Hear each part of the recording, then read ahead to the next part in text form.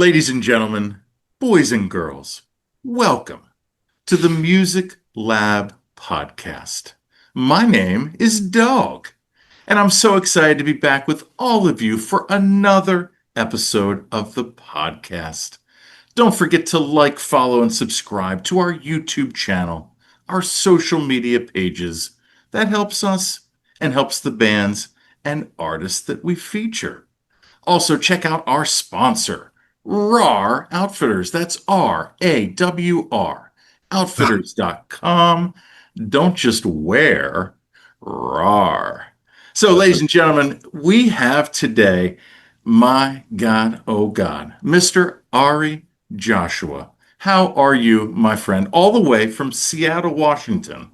hmm I am doing good. I jumped in the lake earlier today with the 6-year-old and you know got the reset button. I cleaned out my car earlier at the community vacuum car place, Yeah. and I got some shows coming up and some music coming out, so life's good. Life is good, my friend. Absolutely. So let's first talk about what usually, makes up your day. Is this the Music Factory School? That's what you call it, correct? Yeah, the Music Factory. Yep, the Yeah. school. So tell the audience about, why we did this, what was involved, and what your mission is. Sure. The Music Factory is a music school that is you know made of about 15 teachers that are all professional musicians that gig regularly, that don't have another job except for music, that enjoy music so much that they want to make it their whole job, and who find joy in sharing their passion for the arts and for music with other people, mentoring kids, teaching adults, really whoever it is. And a big part of what we do is meet each student where they're at. So being able to have a student walk in the door and figure out where they're at, and then meet them with your passion as a teacher, and then guide them along. And we also try to do life lessons through music. So it's not just music lessons, but also instilling like values and habits, and identifying weaknesses and finding ways to overcome obstacles through the music, which is a really good vehicle for it. Also, we believe that there's right brain people and left brain people, and music is one of the few mediums that really exercise both sides of your brain, like the creative and the analytical. So we celebrate that. But yeah, we've taught a heck of a lot of lessons at this point, over 100,000. We've grossed more money than I thought we ever would, for sure. And we teach lessons 7 days a week, and we offer lessons online. So if anybody wants their kids or themselves to learn, we can have our teachers teach you on Zoom. But we're mostly in a physical location on Madison and MLK in the Seattle area. Wow. So are most of the teachers multi-instrumentalists, or are they mostly guitarists, piano? Like, do you have a majority in the teachers that you have? I find that voice, piano, guitar are what most people want to learn or have their kids learn, Um, but and multi-instrumentalist, most of the teachers are focused on one instrument as far as what they're mastering and what they're performing and playing on, except for we've had a few teachers like Kimo Meraki, who just was a true virtuoso on like every instrument. He was like a banjo, saxophone, um, everything. But most of the teachers will teach their main instrument, and then they'll be able to teach beginner like four, 2 or 4 other instruments, so that they can fill up their schedule. So what do you see as the biggest challenge right now for, say, like a 13-year-old or a 14-year-old that's in a public school district in Seattle? What's the biggest challenges that they're facing if they want to play like an instrument or play music? I mean, I think the biggest challenge that people are facing now is the integration with technology, and how fast it's happened. and how much this generation is, glued into, you know, their phones and their tablets and being able to get information like that. And I think music is actually like a perfect antidote. Like if you're spending time practicing your instrument, you're kind of like, you know, immersing yourself in the analog world in a really healthy way. Um, but the school thing, they're definitely cutting education budgets everywhere. As far as music goes and arts goes, it's just kind of where we're at right now as a country. Um, and um, so I don't know. I guess like the biggest challenge is just getting in the door with an instrument, and once you've done that, then you've kind of won, Yeah. I guess. When you guys first started out, obviously, it was more, you were probably having to outreach to get your name, out there. Now that you're kind of well known, do you change kind of the philosophy a little bit, or do you change the culture at all, or is it you try to keep that the same? I think when we started, I don't think I really did a lot of outreach to the community. I think it really was a lot of word of mouth. Okay. I mean, at that time, I was there every day. Uh, you know, for a good 10 years, I was there every day, you know, except for when I had gigs and stuff, but I was there quite a bit. Um, and I think most of our clients were like kind of more word of mouth, like families whose older brother went, so they're getting the younger brother to go, or we heard about you through this family or that family. Now, I mean, now we're just that much more established, and um, I mean, I think it's definitely it's time to expand, probably. Yeah. So let's talk about the students. Is it a pretty 50-50 male female? Is it mostly white? How much diversity do we have, amongst the students that you guys have? Yeah, I mean, it's fairly diverse. It's definitely at least 50-50 boys and girls. I think there's a lot of different. I mean, it's just we're like a nice, fair representation of the neighborhood and the area that we're in. Yeah. Pretty diverse.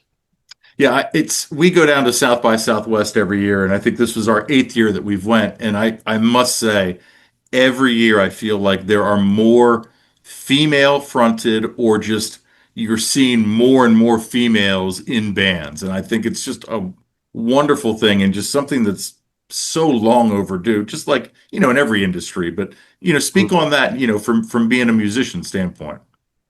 Oh, I mean, I'm definitely seeing a lot more female players, especially like I'm in a jazz world, and the jazz world is like, you have to be able to master your instrument. You really have a lot of mastery involved, and it's kind of like a let me show you how much I can do a little element to it, Even on the spiritual and expressive side, there's elements of, I mean, it's just historically been more of a male dominated kind of art form. But I mean, we just put out a record, Peter Daniels record at Music Factory Records.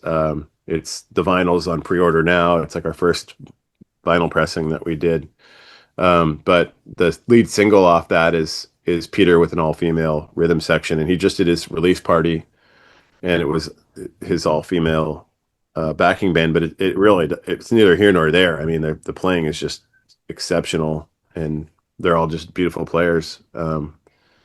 But I think just as much as there is a right brain, left brain kind of dichotomy with making great art, having the analytical and the creative side working together, there's always a male and female component as well, like um, to the full range of expression. Yeah. So we've been in Seattle for most of our life, but we did not grow up, or you weren't born in Seattle. Tell the audience where you were born and talk about that part of your life. Yeah, I was born in Cape Town, South Africa. Um, at the time I was born, Mandela was still in prison, and it was just my folks. My grandfather had actually escaped the Holocaust and went to London and met my grandmother.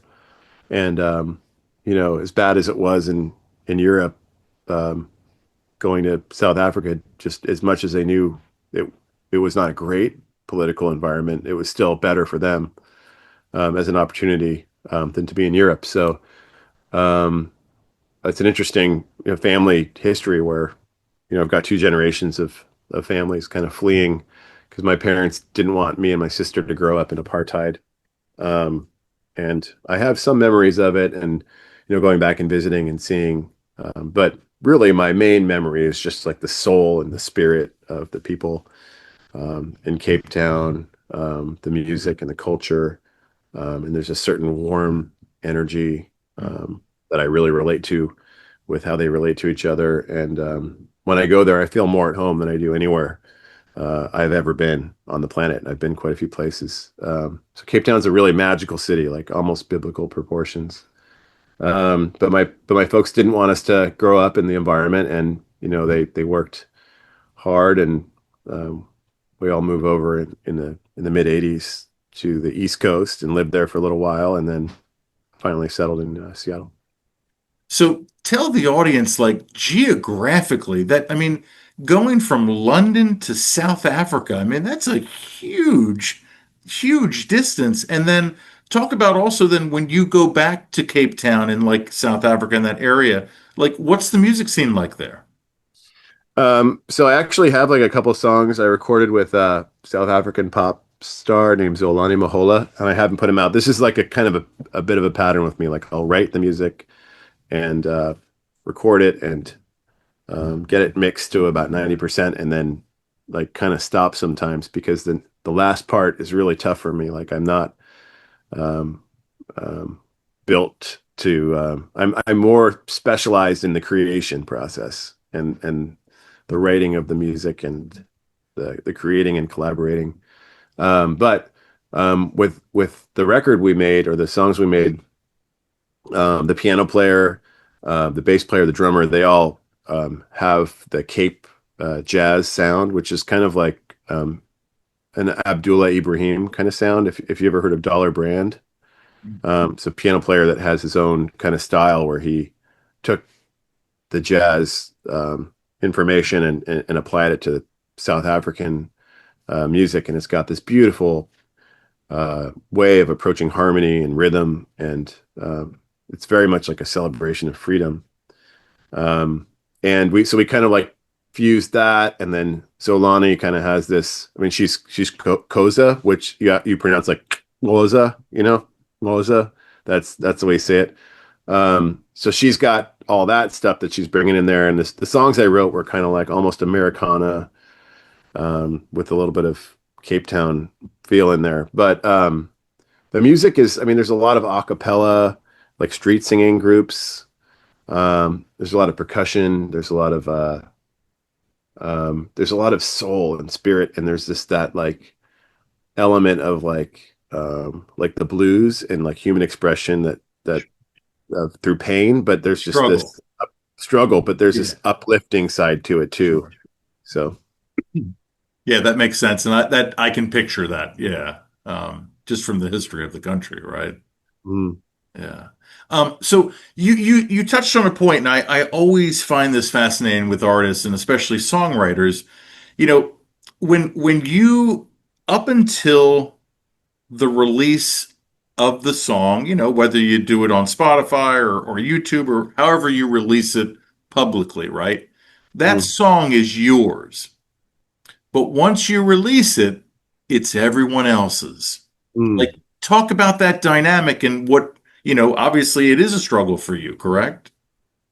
I think there's the struggle for me is that I just want to connect with people, and I just want to, like, I felt this tremendous energy and power from the musicians I love growing up, and I felt this, these waves of emotion and expression and beauty and all that, and they were able to reach me, and it was like by them reaching me, it made me realize, like, okay, well, I have to explore this and see if I can pass this on or do this for other people. And so I think I just have this desire to share that human, emotion and element of humanity through the art, but I don't have like it's especially nowadays. There's no like magic wand or way you can kind of it used to be like you could have a record label, and if they saw what you were doing, they could kind of take care of all those things. Now you end up having to do it all yourself or build it up a lot yourself. And so I've had to by necessity, not by desire, like wear many hats, and learn how to be an educator, a school owner, a label owner, a PR person, publicist, engineer, composer, you know what I mean? And so, but, I think the, the purpose for me of making the music is that there's someone else out there that might receive it on the level that I received the music that I loved. I think that's kind of my answer. Yeah. So, I'm a teenager when the grunge scene comes out in Seattle. You're Mm. just a little younger than me. You're living there. Tell the audience like what it was like living in Seattle during that time, man. Yeah. Well, you got to realize this is a time period when the only way you really found out about music is did your parents have the music in their collection? Did your friends have the music in their collection? And then a lot of it was like, did your friends' older brothers maybe have the music in their collection?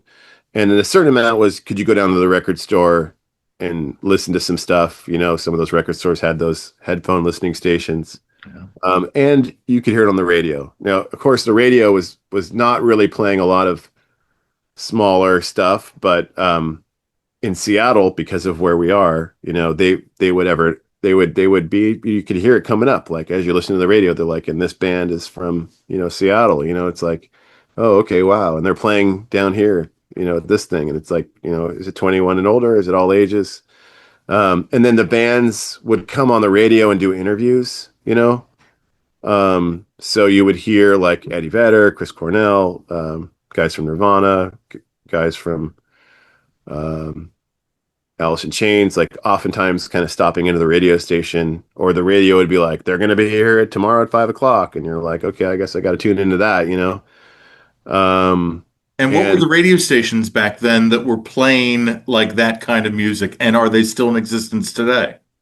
yeah, KXRX, I think was one, KISW. I don't think they're around anymore. If they are, they're like mixed in with something else. Yeah. There was like, yeah, there was like a radio station called like the Mountain 1077 or 1077 The End, but like even The End was like kind of more like, even they did alternative rock and stuff, but like maybe less likely to play local. Um but yeah, I mean there was there was an element of like how people are with sports, like this is my team, my city. I think that the Seattle rock thing had that, and then we were able to go see all ages things every once in a while. Like the OK Hotel was all ages, and there was just all ages shows, so we could kind of go out and see it. Like I got to see Nirvana, and I remember when I was really young, the first time I saw Nirvana, like thinking to myself, like, oh, that's like what an angel looks like. You know what I mean? Like I remember like seeing Kurt and being like 12 or something, years old, at an all ages show and being like, okay, like I get to see this in my lifetime, and then but there was just so much music that I think it seemed like it was normal, and it took me like 30, 40 years, 20, 30 years to realize that a lot of what I experienced Was from not. that age range from 10 to 18 was not normal. It was just it was an incredible time to be alive and be interested in that, in all this music, all these different kinds of musics, jazz and psychedelic rock and Grateful Dead and Fish and you know grunge, like all of it just right there, like at that time, just really fast. Yeah, and I feel like, when someone tells you like, yeah, like that generation or that music really defined me, like you kind of like shrug it off sometimes. Obviously depend on who it is, but like for me, like to have the grunge scene happen when I was a teenager, Yeah. Like, you're listening to Jeremy as a 13-year-old. Like, Yeah. what a With power. divorced parents, you know what I mean? Like, and like the, and then they would be like, like there would be like little things that you would know, like, like McCready's mom was a teacher at Villa Yeah. Academy. So there's like this, I think they might have even filmed it in the room, but Yeah. I'm maybe not, I don't know. But yeah, I mean, like there was all those songs and all that music. It was a wave of emotion, and you were able to, I think I was able to tap into it on a deeper level, even being younger. Like, but I still feel it now. But I realized that not a lot of people feel it like that. Like it was like a punch to the soul, Mm. uh, in a way, and it was a necessary thing in the world at the time, and it blows my mind that we haven't seen anything quite like it since then. I would have thought it would have happened over and over again, but it was an interesting time, and I'm with you on that. Like it was amazing, and I learned a lot of my vocabulary learning that music from the radio, cassette tapes, vinyl, CDs, not from like a magazine, not from YouTube video, not from a tutorial, but like you know putting it on and playing along with it and kind of feeling it. Yeah. So like in high school then, like is grunge then for you at least in high school, is grunge still the most popular amongst like your classmates, or is it I kind mean, of for me, it was like seventh, eighth grade, ninth grade, and then okay. by the time ninth grade had come along, like I remember being in ninth grade and like Mike McCready's cousin was in school with me, and I was like, "Oh, you're Mike McCready's cousin. That's amazing!" Like I learned all his solos. And then he gave us an advanced copy of the second album, Yeah. something like that. And so we had the demo tapes, like on a cassette tape, like just a dub tape, like hey, I'm not supposed to give this away. And that was like sort of the pinnacle, like I can remember time period because then like Kurt died and that was like my freshman year, of high school, I think. And so Kurt dies and then I happen to be like accepted as the guitar player in this jazz big band program at Roosevelt High School, which just happened to be one of the best in the country, in the area.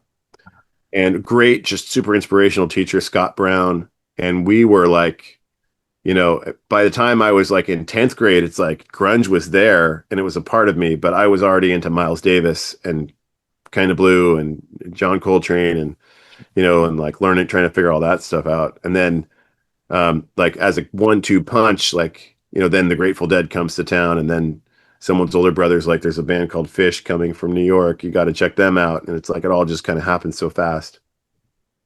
So what is it the most you like about the Grateful Dead, and what is the most you like about Fish? Or is it the same thing that you like about both? I mean, I think with Fish, like they kind of have a little bit of that grunge, era rock Mhm.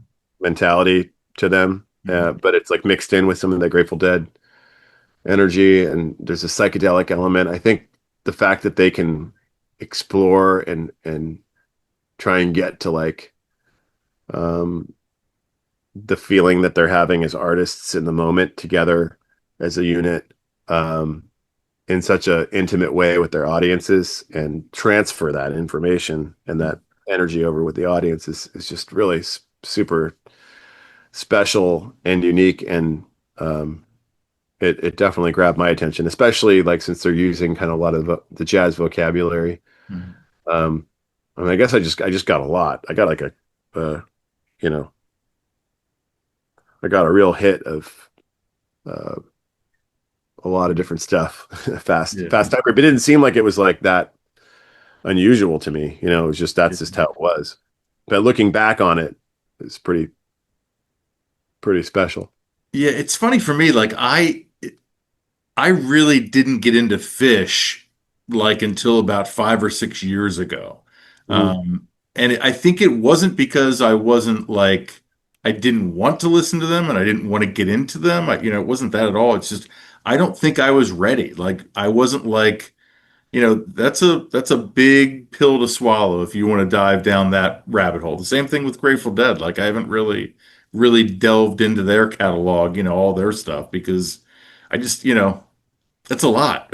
Like Oh, you it's want a to be huge able amount to of stuff.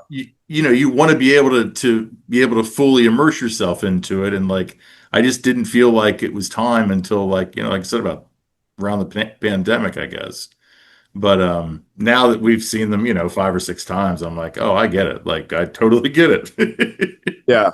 I mean, and even so, it's like starting to take on a new, um, all of it's starting to take on a new filter for me. And it was really a lot of it just the fact that it was there when I was like 14, 15, 16, 17, 18, 19, 20, 21, 22. And then I think from there, a lot of it is nostalgia too, just Yeah. like having had those experiences so far back. I think for a lot of their fans, it's like once you get that hook in you once, you're like, oh, I know I like that. So I'm going to get that food when it comes to town or, going to go see that circus.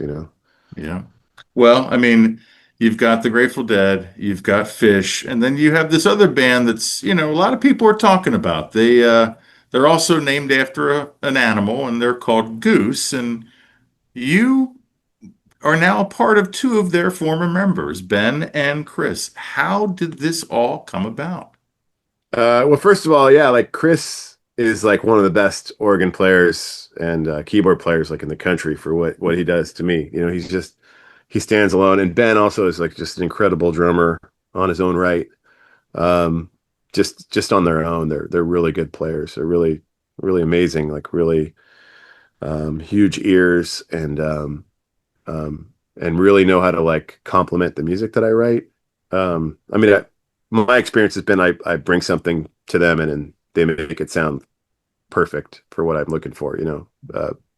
So I think that's basically it. I mean, like we just ended up getting in a room together and then um, it was like this is all working um, and then we just kind of kept kept setting up more shows and more ways to get in a room together and play together. And I mean, I hope that that's the thread that keeps it going. If it can keep going, that's the thread because I really enjoy playing with them, and it's a good fit. But ultimately, how did it come about? I have to give credit to a podcast called All That Jam, and I was doing a interview with them, and then we met afterwards, and they were like, "Let's help you get something together. Like, you should have, your project." Um, and I think they reached out like through the grapevine and said, "Hey, would they, kind of like, would you guys like to do this?" And it's like, "Okay, let's try that." So Yeah.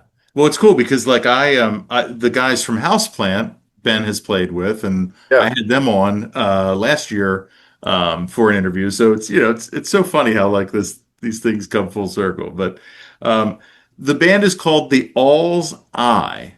yeah. Give me a little, give us a little background on that. I think that this band is in the lineage and of the psychedelic, you know, rock thing. And um I feel like there's like a spiritual side to my music and why I'm doing it and something I feel when I play. And music sort of doesn't really have a face.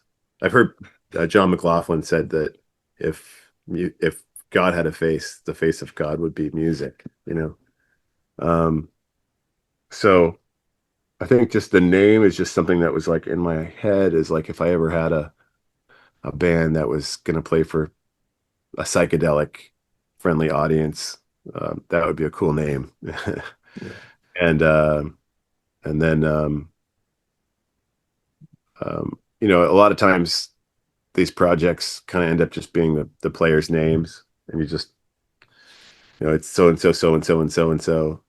But I think I want to experience the band thing, and so having artwork like the name just has really cool artwork ideas that pop into my head. So it makes me excited to explore the artwork side of it.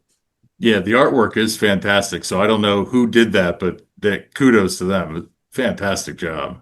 Yeah, just a number of different people. Yeah, yeah, yeah. So the new single is Carriage House, correct? Yeah. And that has been released or will be released. It'll be released on Thursday with Okay. our first show. But also we have a song called The Simeon and a song called West Hill Road out there. And then there's a live 2-track thing called Saturday Sessions with Grandmama and Say What You Want to Say. So we have, um, I guess that's 5 songs out now, but we have another, I want to say 10 songs that we've recorded. Kind of like how all my projects are. Like everything I do, it's like you're just going to see the tip of the iceberg. Yeah. You know what I mean?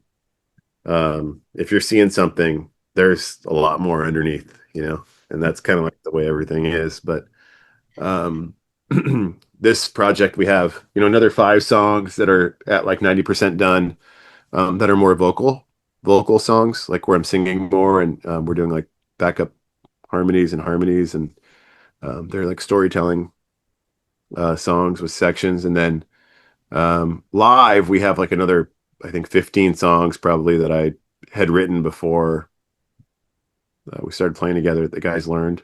And then probably another 6 songs that are like Carriage House, where they're more like what you would think a classic organ trio, instrumental, soul jazz kind of vibe. So what has it been the like of the two shows that you played like on the East Coast tour? What was it about those shows playing live that like really like was like wow, like okay. Like was there a moment or was it just like the entire show? Oh, I think we played quite a few shows. We've had a couple tours out there. I think number one, I can only speak for me. I can't speak for Right. them.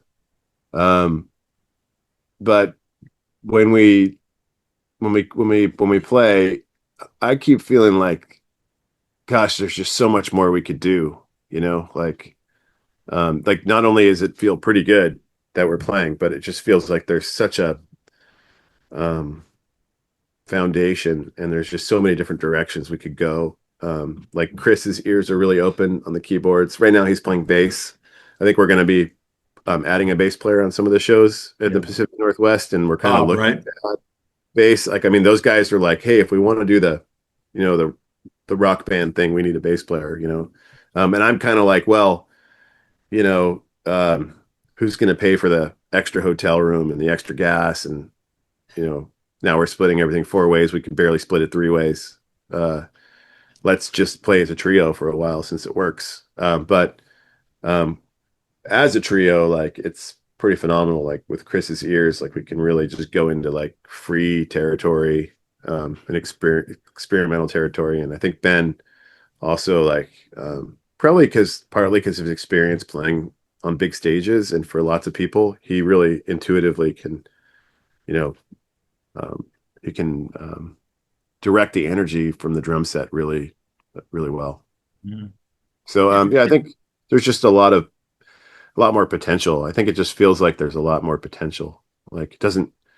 Um, it's like no, that's my answer. It feels like there's just a tremendous amount of potentiality, that's exciting, and it always leaves me like wanting to do again. So So of all of the music, and I want to talk about the musicians that you've played with, but like I want to ask more of a general question before we dive into that. Has there been a musician that you've met where you were starstruck and like you didn't have words, or are you pretty like chill when you oh meet? yeah, so many. I mean, have you? Wait, who's yours? I want to know. In all honesty, you know what? I haven't. I've met Lady Yeah, Gaga. yeah, Uh, Lady Gaga. I met Colin from Radiohead. Okay. Um, you know, they're probably the two biggest. But you know, like I mean, doing this, like I meet people all the time. But yeah, how about you? I think I mean, like so many musicians that I felt that way with. I mean, Okay. all the musicians that are like legendary. I mean, I was they got to go to the Grammys last year and meet Bob Weir. He was like walking up the aisle with his wife. Um, you know, Wow. towards the exit area, and I'm like, okay, that's it. I'm out of here. I'm gonna go out and rendezvous with them, you know. And I waited for them to come back, and they rope off the thing because it's a live TV recording, so they rope it off, and you're stuck there for whatever performance is going until commercial break. And Uh, so I got to talk to him, and that was pretty cool, you know. When I went to school, there was so many jazz musicians teaching out there. Like Kenny Barron was one of my teachers, and Reggie Workman, who played at the live at the Village Vanguard sessions with John Coltrane, was one of my teachers. Um, I would go see jazz legends when I was a kid and in my 20s, and it would be people that I'd know from these recordings. They were still kind of around. A lot of them are gone now, but I'd always like make the effort to kind of get in their presence and like ask a question or two. And meeting Trey was pretty interesting. I had like some dreams about it later, you know. I remember having this dream after I met Trey because his eyes were really intense, and where I like went and saw him in a dream, and I looked in his eye, and I like melted into his eyeball, like into his thing, and like went down this whole thing. Um, but the one thing I will say is that the people that I've met that I really, really love, as a common thread, have ended up being like really, really great people, like human beings. Like I picked up on that part, and um, yeah. So there's a yeah. long list, too Yeah. long to list now. No, I understand. I understand. You answered it very, very well. So I think the one person that you and me mutually, I think, might love the most, well, not love the most, but one of our favorites, Stone Gossard. Yeah. You got to play on his solo album. Yeah. Which album was that? I think it's like the Bayleaf was on there. Okay. A couple things on there. Actually, like I did a lot of recording also with Sean Smith, where like I don't even know what I'm on. You know, like I would just go down to the toy box where Sean Smith was recording. He was a singer for Brad, Oh yeah, yeah, yeah. Okay, yeah. and like I would play guitar, and I don't even know what songs I'm on. You know, so even with Stone, like the first recording we did, he just what happened was I'd recorded a record with Kevin Saka, who's now the drummer for Pendulum, and he's an amazing drummer, drum and bass drummer, and an organ player, local organ player, Joe Doria. I love organ players, so I play with him a lot. And he got a hold of it. It's called Ari Saka Doria. Michael Shreve produced it from Santana, Michael Shreve. Mhm. And I left it at the studio that Stone owns, a copy of it. But I don't think I was like, it wasn't like, here, give this to Stone or anything like that. It was just probably hanging around. And he heard it, and he called me and left him voicemail on my phone. And I thought like that was a really special moment because I had his picture on my wall. You know, I can look up pictures of me when I was 12, and there's like it was like the people I wanted to be like, you know. So it was kind of like my 12-year-old dream was calling me. And then it wasn't very long after that he just was like, hey, he said, I'm thinking about you, and I'm thinking about you for this music, and could you come tomorrow? You know. And of course, I had stuff going on, but I moved it aside and started the relationship there that way. But uh, he has he is one of the like nicest, I think smartest, like and like really intuitive and brilliant human beings I've ever met. And uh, I I I like he wouldn't admit it. Like I don't know if it's like part of his game that he like downplays his contribution or his capabilities. Like he'll kind of be like more like I don't really play guitar, you know. Very humble. I can't do what you're doing. Like I wish I could do what you're doing, you know, um uh like I kind of almost just like I just got lucky, kind of mentality. But when you watch him uh uh, process like business moves and musical and just concepts. I see something like really brilliant about him, and I don't think it's a mystery. I don't think it's an accident that he's in like all those different bands that led up to where he is now, being in all those bands. And I don't think it's an accident that the band he's in has been able to carry on for as much time as it has, because you'd have to be a really, really great person to be able to communicate and execute and process ideas that involve other people. And I think uh, the time I've spent around him, I've been really fortunate, because I always take something away. Like he usually says something that um, is just um, a casual like thought for him kind of thing. But I end up thinking about it for weeks and weeks and weeks. I mean, that's a true testament, and I think you're right.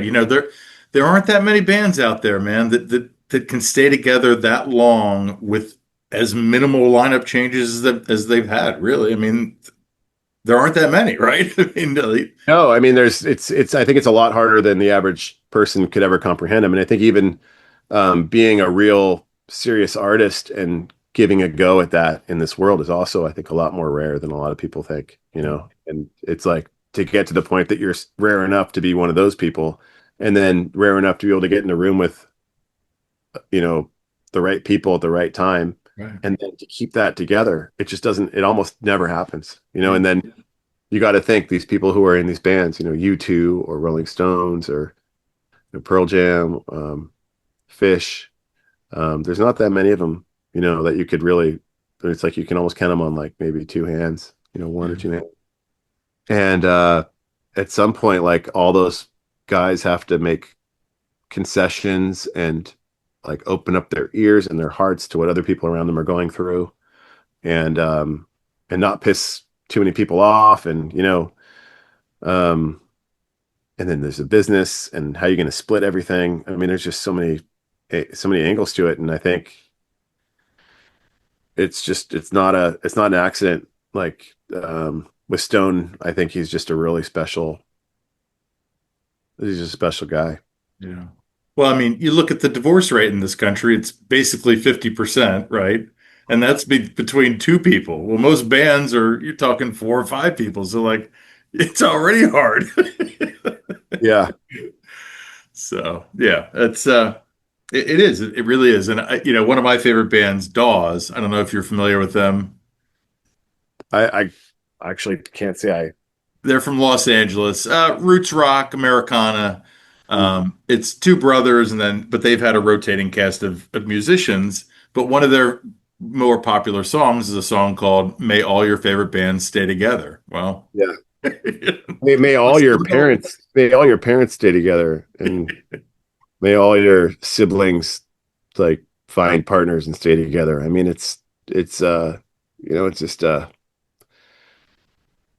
yeah. I mean, I know that like I grew up, my parents didn't work out. It was tough, So I think it's just better to just learn the lessons. But I guess every once in a while, it's not going to work. So, yeah, every once in a while it doesn't. but if it's going to work, it's we're going to work because you're willing to do the work. That's for sure.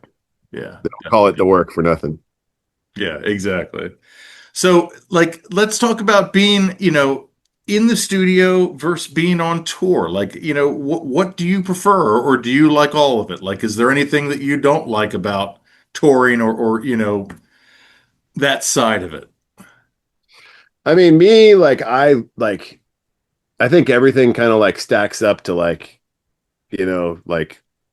if I was somebody else looking at me, like I would want them to be like, man, that guy loves music that much. You know what I mean? Like wow, that's how much he loves music. Like I if I was like a pharaoh, I would build a pyramid for music. you know, if I was alive, yeah, before airplanes, I would build an airplane for music to be able to figure out what everybody else was doing. I would just kind of almost do anything, like whether it's spending 10 hours a day or 5 or 6 or 7 hours a day at like large parts of my life, going to New York to study music, going to see all the music I could when I was younger, buying all the albums that I could. So, like going on tour, people can have complaints. um, you know, my only complaint is that there just isn't enough funding. Um, I wish somebody would come through and be like, "Oh wow, this guy loves music so much that we should give him 100 grand or 50 grand or 10 grand or whatever," and I would just spend it on making the art. It's an Um, absolute tragedy. It's an absolute tragedy that bands can't survive just based financially. Like that, like it's one thing beat creatively, it's one thing if you have, differences between the band, whatever. But if it's the only reason is because you can't do it financially, that just breaks my heart. Like it yeah, I really. mean, I think I've done a few podcasts like leading up to today where we go down the road of like talking about how bad it is, and I kind of want to like be careful not to do that anymore because Sure. it really is bad. But like um I but I like the recording and I like the working with people so much that um I think the people that are meant to work with me are able to see it and to be like, okay, well, normally we might charge this much, but for Ari, we're gonna work with him and get this music done. Or or maybe they wouldn't even consider playing with somebody unless they liked what they were doing. And I like to think that and I'd like to work with more people. I think that's kind of where I like to meet people at is like, let's do this because we love it. But yeah, I guess if the touring, recording, like whatever it is, I like it all as long as I'm being creative and expressing myself, and doing it in a way that can manifest more expression in the future and more playing in the future. Um, but the thing I don't like about it is the funding. People just aren't really, they don't really have a way to buy or consume music. I mean, I for without going too deep into it, I think that there should have been a full stop at dubbing cassettes. They should have just said no, that's illegal. That's like heavily illegal, and it's a total no. And then they wouldn't be able to copy files on computers and move things around. They're Burn CDs. Yep. Yeah, it should have Yep. just been stopped way back then. But like, what do you know? The CD manufacturing companies loved it, so they, they probably had a guy in Washington before. Like Stevie Wonder wasn't going to Washington, Yeah. and Miles Davis to advocate for the musicians. Yeah. CDR was though. Yeah. So I want to know, like for you personally, for someone again who is like their whole life is music, what is your ideal way to listen to music? Are you a headphones guy? Are you No driving way. the car? Are you, how, Yeah, I have a really shitty car because I always tell myself like I'd rather spend like 3 grand on making like a couple songs. Like it could easily cost me like 3 grand to make a song or two. So if you go listen to my music on Spotify, like keep in mind it's like a $3,000 minimum. But like I have a car that's a 1989 Toyota that makes a lot of loud noises when I drive around town. But the reason I bring that up is I've had a couple times where I've gone on vacation or rented a car that has a nice stereo system and I love it. So I don't know why I leave this as like the last thing to change, but I do love listening to music in the car with a nice stereo. My car doesn't have a nice stereo, but headphones is all the way because I want to hear the immersive experience. Like the music was made to be heard in stereo, and you're not going to get that from your phone. You're even in a nice stereo system in a room or any kind of background music, even from your TV, you're not listening to it like that. But you put the headphones on and you can really like you know hear it. Like put on some Hendrix and you know you can hear what he put here and what he put here, and yeah. it's my music's the same way. When I edit it, I almost always try to put like Easter eggs in there. Yeah. Yeah, if I do an album review, I will not do it without listening to that whole album at least once on headphones. Because yeah, Yeah. you're right. There's so many things that you miss, whether it's just, fills or like this. maybe different drum beat that they do just for like 3 seconds or something that, you wouldn't have picked up. So yeah, that is. It's so important. I think I'm glad that you said that because it is important. Um, so we kind of talked about the Grateful Dead a little bit earlier. You've played with Joe Russo. This guy, my God, like again, I'm not huge into the Grateful Dead, but when I listen to them and his band, Joe Russo's Almost Dead, like, oh my gosh, like talk about playing with that guy. Yeah. You know, Marco was he was like a year older than me, I think, and he Yep. graduated from Berkeley and went straight to New York.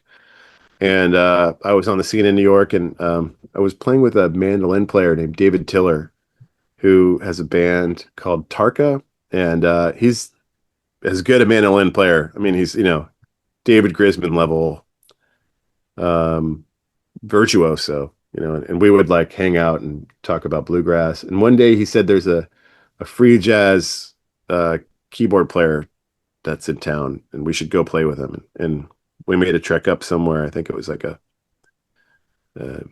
jam session or something. And Joe was playing drums, and um, they were playing like every week in a small little place for like 8 or 9 people.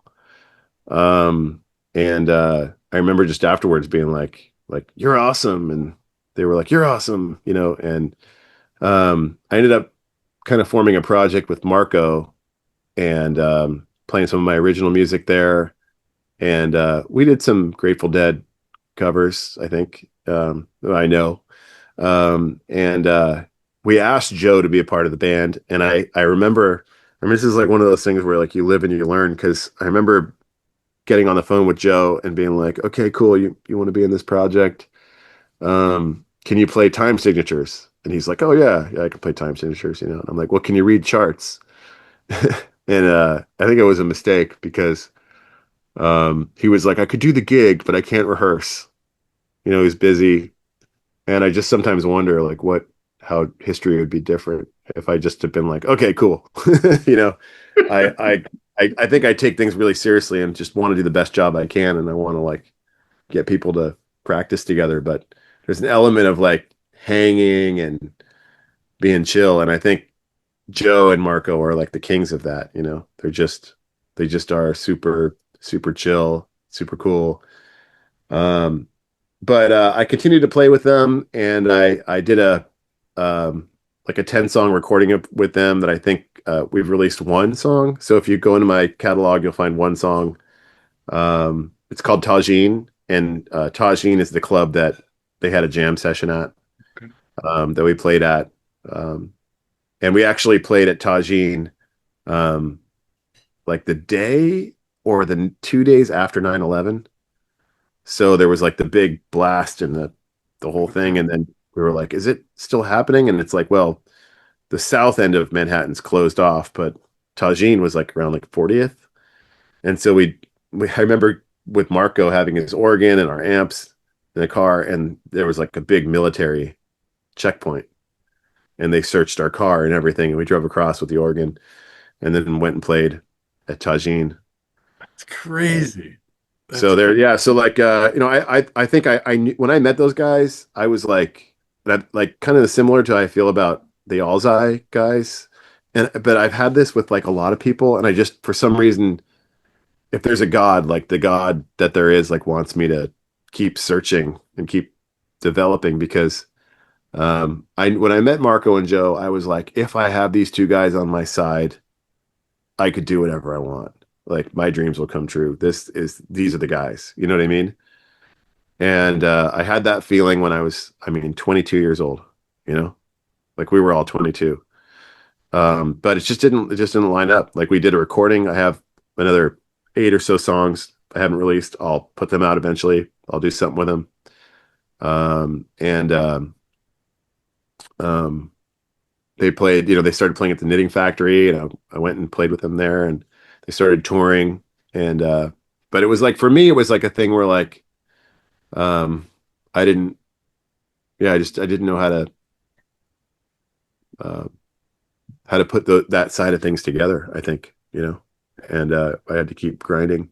Um, but I saw them taking off as a duo, and I always knew that they were going to do great things because um, they're both like tuned in.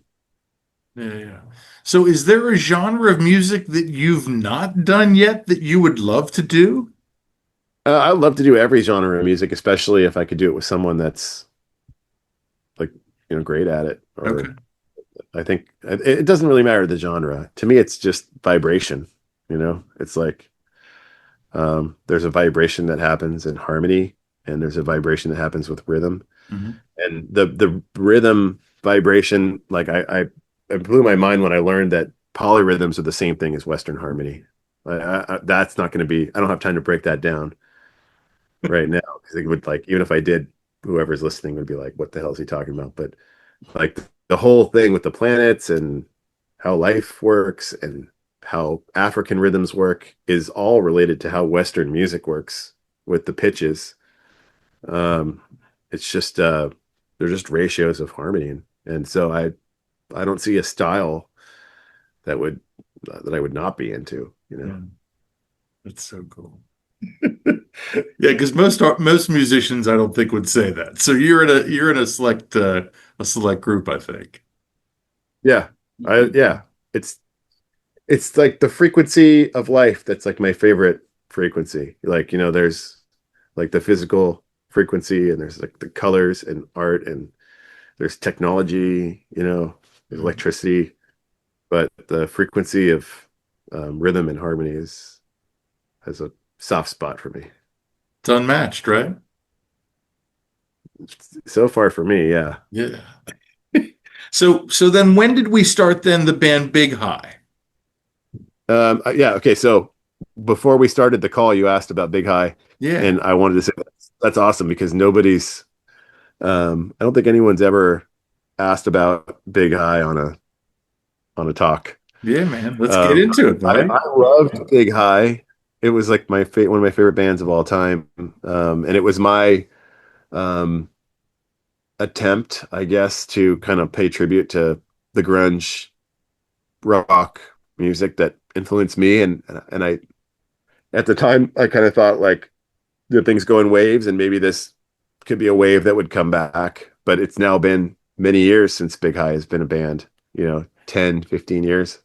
It's like when the music school started was um, as Big High was going. But actually, like, um, we had a couple drummers that played, and we did a record with the original drummer, and he ended up going on tour with a guitar player named Davey Knowles from Yeah.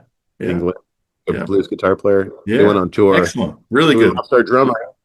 We were like, "Come on, man! Like, we're good. Like, stay with us." It was kind of heartbreaking, and I think that might be part of like something that I'm kind of just realizing as I speak. But I think I get that, like, and it might be because of my family, because my folks not staying together or whatever. But it's heartbreaking when things don't work out. Like I want it to work. I want to. So the drummer left, and we were like, "What do we do?" And but then like Barrett Martin came to one of our shows, and he's from Mad Season and Screaming Trees, and I grew up listening to him, and he was like, "I'll play drums for you guys," and I was like, "Of course, cool," you know. And we started rehearsing, and it was just amazing. And we have a whole record that hasn't been released. This is like another theme, right? This is the Yeah. theme. I like the writing process and the recording process, and then uh, it's just like it's so much money, and it's like so much um, not just doesn't fit my vibe to finish stuff as much as start it. But we have a record that we recorded at Queens of the Stone Age studio in Joshua Tree, where we stayed over there for like a week, and we wrote the So songs in the good. studio. Oh yeah. And it's really great. It's like I played Josh Holmes' guitar, like he had like a metal guitar, like literally metal. I'd never seen one before in my life. I've seen a few of them now, but um, They're and so fucking good. Like their last album is so good. Queens of the yeah, Stone no, they're Age. great. Oh man, so Yeah, they're great. yeah. Yeah. Um, so yeah, so like we have the album that we have that's self-titled is like just really good songs. If you like that style of music, I think the songwriting, I stand behind it. And the singer's as good as anyone I've ever heard, Mesa, but he ended up having like some personal struggles, and it's interesting. Like it's called Big High. We all had kind of some personal stuff around that time. It kind of ended up the band didn't work out, and Barrett had other things he got into, and then we were all kind of crushed. And I looking back on it, like if I'd have been able to hindsight 2020 it, I would have just got we would have found another drummer, or groveled to Barrett to stay. But um, it just didn't go. And but it's really good music. Yeah. So what was our DOC then? DOC. Yeah, your drug of choice.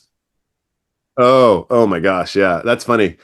I remember getting picked up from an Alice in Chains concert when I was like 12 or 13, and we were listening to the disc, and it goes, "What's my drug of Yeah, choice?" man. And my dad was driving, and he said, "Oxygen," and we were like, it was a pretty funny moment. Oh, Dad. Um, I had some bad decisions. I made some bad decisions. Um, I think at the point that I experimented with, um, like I don't really love marijuana myself, and psychedelics I think were really wonderful. Like showed me a lot of really wonderful stuff for when I did them. But then I did some bad stuff.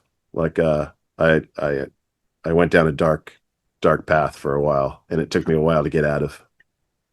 So I mean, as much as I don't want to get into that, like I would say that if anybody is listening and needs any help, like they can contact me, and I'll probably be happy to talk about how I got back on the good path.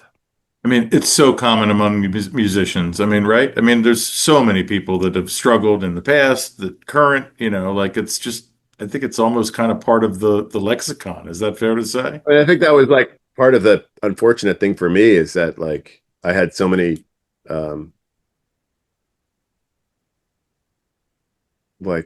so many people I admired on such a high level had gone down the road, that I think there was a part of me that ever since I was like 13, um, said like, "Hey, like we could try that sometime. We should try that. Like we should do that.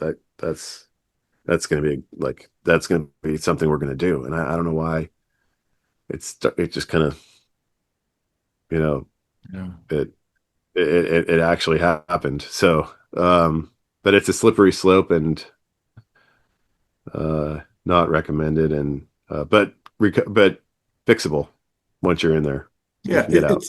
it's almost kind of like idol worship a little bit, like when you have like these icons and like these rock stars, Freddie Mercury, I Kurt mean, like Charlie Cobain, Parker, Hendrix. Yeah, right. Charlie Parker, like Miles Davis, like Yeah. you kind of want to find out everything you can. I think I have some friends who are like friends of mine, or a bass player actually that I play with a lot, and I was like, man, I wish I was alive in the '60s. And he said, you'd be dead. you know. Um, so Yeah. you know, um, Fair enough. yeah, Yeah, absolutely. there's a lot to go into there, but I'm saving that for another chapter in my life to Mhm. talk about. Yeah. Well, and I'm sure, man, like, you might even see this with some of your students, right? Like that they might have some issues, right? Or students in the past that you guys have maybe ran into that might have had struggles. Yeah, no? Oh yeah, I mean, I have students who I taught from age like 12 to 18, and then they're now like graduated college, and they're like calling me up, asking questions, looking for advice, um, either for them or a friend or whatever. So, um, absolutely. Yeah, long lasting, yeah, friendships and relationships, right? I mean, and that's kind of part of what you've established with this school, correct? Yeah, I mean, like many of the teachers there have been there for over 10 years. Yeah. So, um, you know, they I try to take care of all the teachers, and I know what it's like to be um a teacher and to be, trying to make everything work. So I'm really sympathetic to where they are, and um, um, these are like, yeah, these are some of my best friends for sure. Yeah. So I want you to speak on like the music scene right now in Seattle. Like, is it thriving? Is there a lot of local bands? Are these venues like supportive of these bands, or like what's the I guess like what's the pulse of the music scene in Seattle right now, or for as much as you know? As I know, I haven't been like as active as I was 10, 15 years ago. Um, but also the scene's different. There used to be a lot more people that would go out. I feel like the scene is really big, and there's pockets of the scene that I don't even know about anymore. But as far as the circles that I kind of run in, there's a tremendous amount of talent, um, tremendous amount of just virtuosity and incredible players, and they're all kind of cross collaborating um, in these different like cliques and groups. Mhm. And then everything they do is amazing, and there's like a different thing every night, or every week. And then there's different like standing gigs that go on every week and that have been going on for 10, 15 years, 20 years still. I think the players are great, and I think that there's a certain amount of an incubation kind of thing going on because not a lot of people are traveling and touring, because it's kind of like, if you want to tour, the next city down is like Portland, and then it's like San Francisco, and it's like now you're talking 4 hours, 5 hours, 10 hours, and it's like you can't even get for a lot of people, I think, you can't even get a club to pay you enough to cover the gas and hotel. Yeah, that's And even that's if tough. that's the case, like you're still missing out on the money that you would make Right. if you lived there. So there's a lot of talent and focused for a long time, and incubated talent. Yeah. I want to talk about, and maybe this is when you were younger, not so much like now when you're touring, but like when you would have fans come up at the end of the show, like, "Hey, let's where are we partying? What do we do?" And how hard was it to say, "Hey, like this is my job. Like I gotta go home or I gotta get some sleep because I got an 8-hour drive the next day." Like, how much of that was a struggle for you, or did you not deal with that as much personally? I think where I'm at right now, I just kind of don't really have the interest like I legitimately do. Kind of just want to like stay focused and be at work, and I kind of think of it like a job, and I don't have the interest in the um, like I find myself way more efficient um, functioning like with being sober, and um, I mean I would give myself like the leeway to uh, like I'm not like strict sober, but I'm Mhm. like I just prefer being that way because it means I'm more likely to have my list of 10 things going on, more likely to be able to check them off, more likely to be able to move them forward. And it's in the moving forward and the accomplishing the goals, and that I find my biggest like dopamine like supply, So it's not as interesting for me to hang out. I think also like even going back, um, I don't think I've ever been like one for being a big socialite. Um, I think I'm more of an introverted, kind of shy, kind of um, non-social kind of being. But um, when I was in my 20s, I think we were able to party a lot, and it was just like everybody else is partying, so I'm going to party. And I wasn't like bad at it, so I just kind of did it.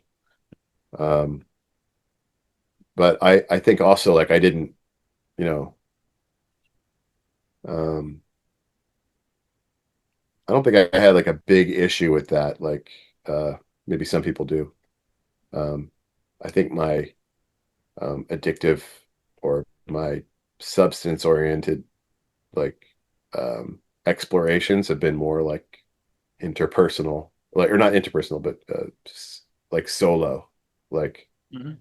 um, self-discovery or like um, self-medication, you know. Um, if anything, it would be like, oh, like you guys want to hang out, like I might have to take something so I can do that, you know. Yeah. You're like the Aaron Rodgers of the music world.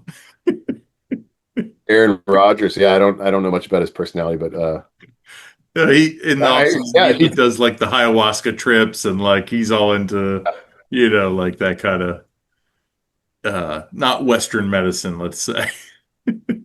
sure, sure. Yeah, Yeah, but he's also like incredibly focused and goal driven, and absolutely. like he's lucky because he's got to really get a good go at his dream. Yeah. So of the all of the projects that you have completed that you've not released, is there Mhm. one that like if you had unlimited money or if there was no like roadblocks in front of it, which one of those Mhm. projects would you release? I mean, I only have two songs released from the Glasper thing, which was with Robert Glasper and Kevin Saka. Okay. Again, pendulum drum and bass drummer, like extraordinaire. We did a lot of really cool experimental stuff. Um, I mean, the Benevento Russo stuff is relatively untouched. Um, I'd like to get that out there. Um, and the Zolani Mahola South African recordings, I think are great. I went as far as to mix one of them completely in surround sound. Um, and like it's kind of something I'm flirting with now is like going back to Cape Town and bringing a film crew and being able to do like a little storytelling, like a little mini documentary kind of thing where it's just like a bit of an origin story. And I'm thinking about doing that next winter because it's going to be nice weather there. But um, the other thing that I've been doing, I'll just piggyback on that. Like I've been taking my stems from all my recordings. So it might end up that like something that I don't release in its natural format gets remixed.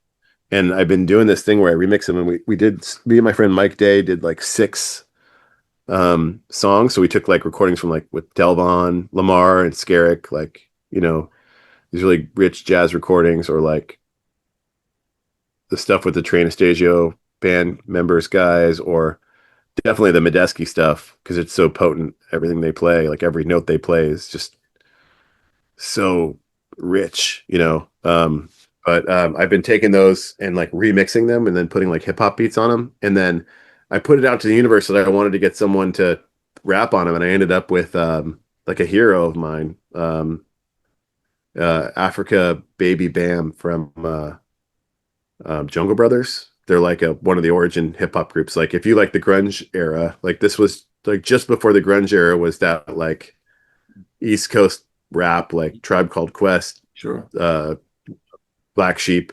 The Jungle Brothers were like in there, they Yeah. had. So he's rapping on like six of them, and like it was super effortless and fulfilling, like remixing them. And then I showed up in a studio in Brooklyn when I was doing some All's Eye stuff. That's what I love about the All's Eyes because I go out there and work with them in their home, like we're near their homes, and then I can just jump over an hour, 2 hours away, and like I'm in a studio in Brooklyn, and you know that's happening. So um, that's something that I think I want to do well and need some funding. So if I had unlimited funding, that would probably be also pumped up to the top because it's really great stuff, like really great storytelling, good rapping, and it features the recordings in a really cool way. That sounds amazing. I would definitely be hyped to get that one released. So, last question for you. I gotta know and I gotta see this guitar that you have, this custom guitar. Talk about this story behind this guitar. So it's upstairs. Do you want me to grab it, or do you want to No, just no, talk that's about fine. No, if it's upstairs, you're fine. Yeah, no, you're good. Just talk it? about it. But like a guitar like this. Yeah. This is a guitar. This guitar right here. I just happened. I just looked and it's like their guitars are all over the place.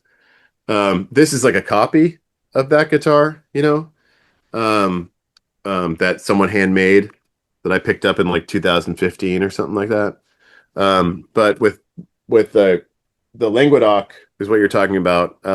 Paul, who built guitars for Trey Anastasio, um, it was like 1999 or 2000, like no later than 2001, because it was definitely before um, September 11th.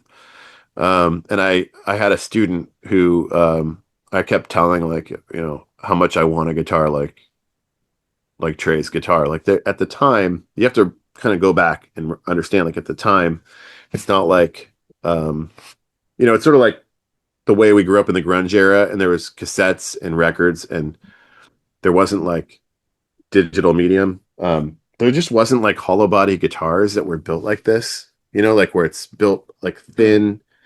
It's got like rock pickups. They're not like jazz. It's like, but it's built kind of like a jazz guitar, but it's small enough that you could rock out on it. And I think Paul and Trey like really hit the jackpot when they built that guitar for him. Like it was one of those pioneer moments. Since then, now you can get like hundreds of different companies make these, but at the time, being someone who studied jazz and grew up on rock and roll, I couldn't find anything like it. And I saw some builders that were making guitars, and I tried to get a couple guys to build me stuff. So I reached out. So this guy who was taking lessons from me was like, "Oh, I have Paul's number. He's on the luthier list. Like I'm a luthier. I have the luthiers list. Let me introduce you guys or call him." And I ended up on a back and forth with Paul where he said that he's working for Fish and he doesn't see that he'll be able to build anyone a guitar right now, but he's going to be retiring in like a couple years. I don't know what year he retired in, but um, sure enough, like the couple years later, he called me up and he said that he'd build me a guitar. But he said, I have to let you know it's going to be like, and I think the number he said was like 6,000. And for me, 22 years old, 23 years old, like 6,000 was just way too much money in that time period. I Yeah. mean, I don't know what it is inflation wise, but I mean, to me, I was like, I mean, I would buy a car because I don't have a car. Like, I'd like to buy a car first, like I couldn't do it. But then I think I saw like someone sell one for 8,000 used. And I started to kind of be like, oh, like it takes a while for a young mind to like understand how like Investment. value work, Yeah. investment. Yeah. Like I don't think I was there yet. And this was maybe like my first click. So I reached back to him and I was like, I I'd like to have one done. What is it? What is it going to take? And he's like, well, I can make you one, but the price is and it had gone up. And it just kept getting out of reach. And it wasn't until 2017 or 16 that he reached out to me and was like, basically like, hey, you're, one of the first people that, you know, has been, asking me for one of these instruments and um like it's your time, so we'll make this work. So he basically gave it to you, or like it was just a very Oh, I mean, yeah, we worked out a deal. yeah. Um and he did some things. There were some things like on my guitar, like it's a different color that you would normally not see. And it's got a different F holes, like kind of cat eyes F holes. And I think, working with him, trying something different, just it worked out. It just lined up. And it was the smartest thing I've ever done in some ways because those guitars have just gone up through the moon. I mean, it's, you know, I want to say like 10x, something like that. Yeah, that's I believe it. So, I mean, what do you then, other than the tour dates now that we have coming up, what do we have planned for the rest of the year then that you can tell the audience? Oh, just, more time in the studio, spending time with my family, working on my mental health, trying to wake up and get out there and walk and exercise, and continually work with the people I'm working with. But my focus is first on composing and recording and like getting that together. And I've been focused on the label a lot, which is like we're starting to offer like bundles and trying to figure out a little bit more about how to get the industry to work for me. Hmm. Um, so I mean, if you don't have something for sale, then you can't expect people to buy it, and then how are you going to get people to buy into it? So I'm kind of obsessed with trying to figure that out, whether it's doing a better job on my storytelling or um, offering more things. So like I've been like making T-shirts and um, bundling things where it's like maybe I released like 10 singles with this similar vibe, but they were never available as an album. Gonna start kind of doing that. So that's all at musicfactoryrecords.com. And then the school, like I'm working on, you know, finding ways to expand and get it better. And I'm always just just kind of riding the wave where it takes me. Yeah. Is there a possibility where you would consider doing a school in a different city then? Same Oh, concept? I would do it in a heartbeat. I mean, if I could find, I mean, I've looked into the franchise model. Sure. So if somebody wanted a music factory, we have everything kind of, you know, figured out, like the whole from the contracts to the payment methods to, the philosophy. Hmm. I think we're ripe to open up somewhere. But usually with those things, like someone has to be able to show that they have like an upfront investment that they can afford, 6 month worth of rent to get going, and then they would have to pay a fee to use the brand. But Right. if somebody came to me and said, "Hey, I want to open up a music factory. I've got X amount of dollars, whatever it takes, help us do it." That would be one of my favorite things to work on. I would love to see this impact more people. Yeah. I mean, Uh, and that could be like your legacy, man. Like, and that would be nothing wrong with that, right? yeah, no, I mean um, that's part of the plan. It's a dichotomy because it just works out that like as an artist, I mean the amount of like what was given to me by consuming great music from the greats, and then all the information that was given to me by my great teachers that I had. Um, I mean, it changed my life. So um, that's it's like a calling. Yeah. I mean, for this podcast, I mean, we are all about music discovery and like it pains me to hear people like in conversation where they're like, yeah, music today, like it's just not good anymore. Like it's just not good. And like you're just not listening, man. Like there's so much good music out right now, it's and it's so encouraging that like, these up and coming artists are just killing it. So I think the future of music is in good hands. Do you kind of agree with that as well? Yeah, I mean, I think there's a whole new generation popping up, and um, I mean, you're never gonna stop music. Uh, it's always gonna be there. It's always gonna be good. Um, I mean, yeah, there's some weird forces right now that are like vying for people's attention in a way that's not as conducive to um, consuming like beautiful music, to really experiencing it. Um, but um, Yeah, we I don't certainly know. don't want music reduced to 7-second blips. I mean, for a lot of people, it is. Like I mean, I see that with kids coming in. We Yeah, have to. That's part of like to meet people where they're at. Like part of our teachers' jobs is to show these kids that are coming in like what they get to show them, like who these they get to like pick your favorite master to study or to listen to.